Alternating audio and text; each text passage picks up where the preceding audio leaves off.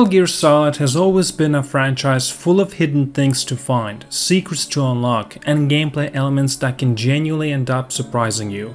It offers a vast open world filled with missions, collectibles, and various challenges for players to undertake. Platinuming this game, which involves achieving all of the trophies and obtaining 100% completion, is a significant undertaking due to the sheer volume of tasks that are at hand. I want to say that I have completed it, finally, and platinumed it, but it definitely took a year off my life expectancy.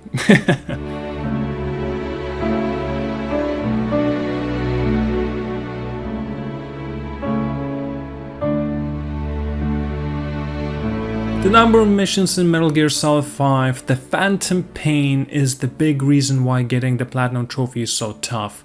There are about 150 missions, each with its own objective and things you need to do. The real challenge to complete them all, and it takes a lot of time and effort. Some missions need specific tactics, like sneaking around or using certain items, which adds to the fun of the game but also means you gotta do them multiple times until you figure out the best approach. The objectives in this mission are different. There are different mission types, but there are weird missions sometimes where you have to do peculiar things. You might have to rescue hostages, take out specific targets, mess with the enemy gear, or gather intel. Sometimes the game makes you steal vehicles or steal containers, or steal enemy soldiers to add to your base. There's just so much variety that you have to be ready for anything and think strategically when going in. Sometimes you have to be super sneaky, avoiding enemies and silently knocking them out. Other times you need to go all out with the big guns and intense combat.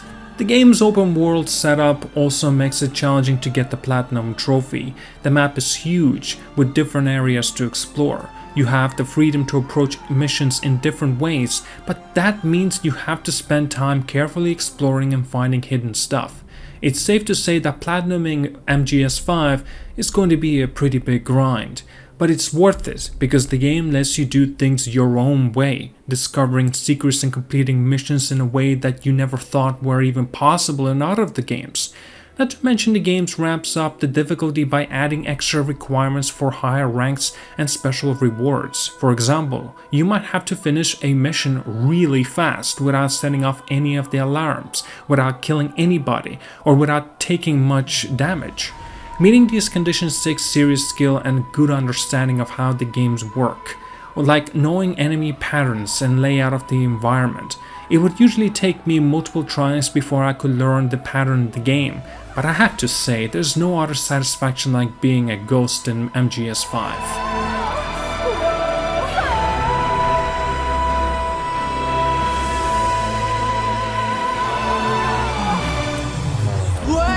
The Phantom Pain features a diverse array of wildlife that players can capture and extract back to their base.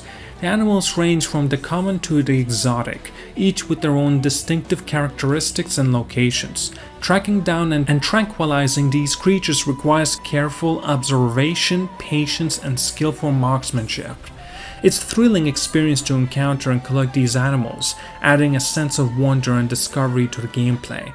I will say, if you have explored quite a bit, this shouldn't be much of a problem for you. I always went out of my way to find and explore the map quite a lot, and maybe that is why I didn't have much trouble with this trophy. However, there were one particular animal that gave me a lot of trouble, which I didn't even know what Kojima was even thinking of programming Himalayan brown bear like that.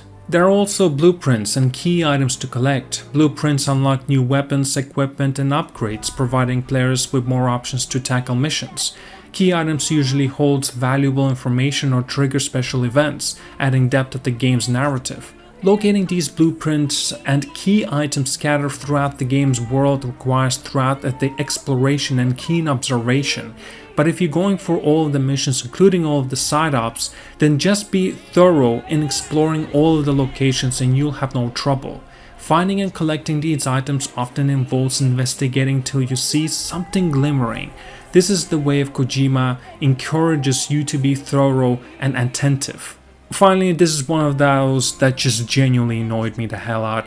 But once I figured out what the deal was, it was incredibly easy. The memento photos are proper collectibles in Metal Gear Solid 5, and they depict the memories from the game's characters and unfold the story in quite a unique way. You can find them pretty easily when you unlock the side-ups from 51 to side-up 60. The only difficulty here was the figuring out how to get them, which did not show up until you built the first section of the medical platform.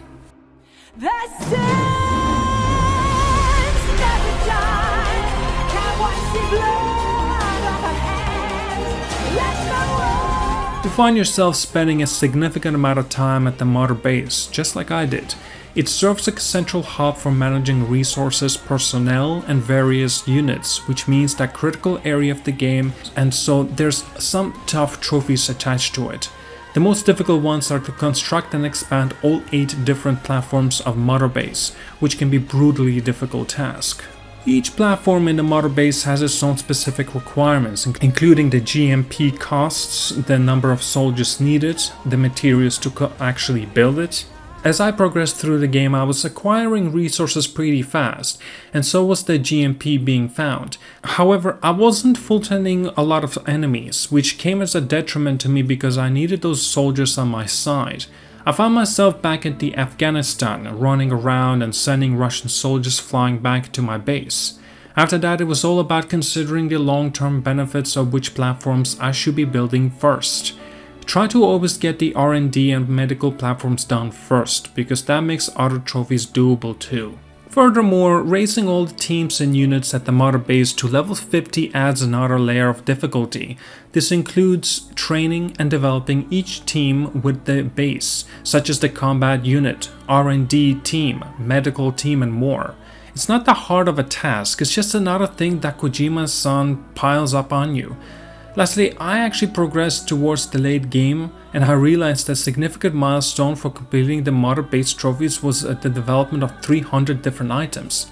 Now I feel like I have already developed 300 items at this point, but man, I was quite wrong. It required a substantial amount of GMP to fund the research and development process, and it really drained me by the end. By the way, there's also a nuke that you'll have to make, which you will have to dispose of afterwards, which is actually quite funny to me, not to mention it's actually linked to the trophies.